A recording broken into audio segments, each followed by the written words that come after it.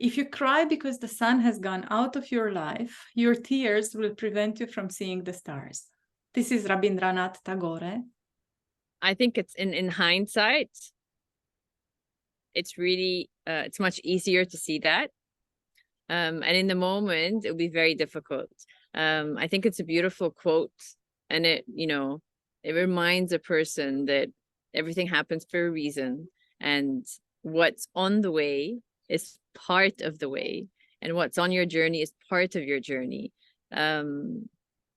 And if you open up your heart and you open up to this experience, then you will able to see how it's there for you, how this experience is there for a person. And I love it because in hindsight, and I love doing this exercise where I would just sit and reflect on something that I in the moment wish hadn't happened, or I wished for something different, and how the way it happened really did work out for me.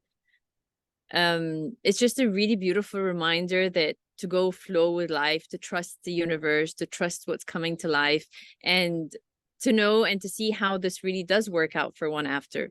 And if we're caught in that moment, and with the tears, it's more of if we're caught in a victim mentality or martyrdom, or this isn't supposed to happen to me, or then it's very difficult to open up to see like how this would serve a person. Mm-hmm. What I like about this is this way of bringing light and darkness, of bringing day and night into the same idea. And I had a moment where I thought, what if people, or what if this is understood as don't cry? But it's totally not about that. So I would still emphasize that it's not about not crying, but it's about what you were saying exactly, about not getting stuck into this victim mentality.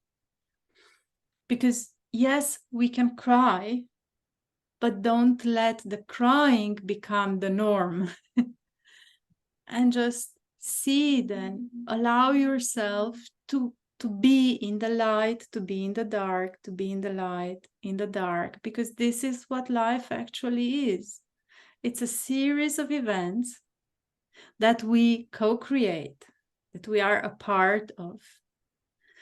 And it's something, when we learn to accept the as-isness, when we learn to accept that whatever happens, happens for a reason, then we really live. We start living. Yeah. Thank you for clarifying that about the tears. And I feel like I also I want to clarify that when we say, to flow with life, or to say that this is happening for a reason, it's by no means that we're trying to bypass the experience. So if there is an experience that brings sadness or hurt or anger or grief, it's very important to go through that, and to go through the feelings, and to honor them and acknowledge them and feel them and go with them. But the idea is not to dwell in them, to take that experience and then to move on from it, and not to be stuck and to dwell there. Yes, and it's also about, if we talk about getting stuck, it's like, how sometimes people say, oh, I wish it were winter, and I love snow, and I like to ski, but when we stay stuck there, that's what he's also talking about. You don't appreciate anymore what you currently have. You don't appreciate the sun, or as he puts it, you stop seeing the sun, you don't see the stars anymore. You just cover your eyes with so much wishful thinking, with expectations, with past, that you don't see anymore what is right in front of you, and you don't appreciate it anymore. And that brings to mind that, in mindfulness, there are, 5 hindrances to clarity that are spoken of. And 2 of them, one is trying to grasp. So like you mentioned in that example, wanting something different. So wanting something different from what one has, or wanting more So having happiness and wanting more from the happiness, wanting more of something. And then the second one is aversion, or trying to move away from an experience, trying not to have the experience. And both of them, they hinder a person's ability to have clarity, which is very beautiful, speaking of clarity, because speaking again of, the tears, not being able to see. So it's really going through the experience and then being able to clearly then see the stars, clearly then see how this is happening for a person. And I'm going here now to a child. As you were speaking, I was thinking, how does this apply for children? And they know very well, they are so fluid. They know very well how to shift from crying to being happy but the ones that keep them stuck or teach them how to get stuck is us, it's the adults.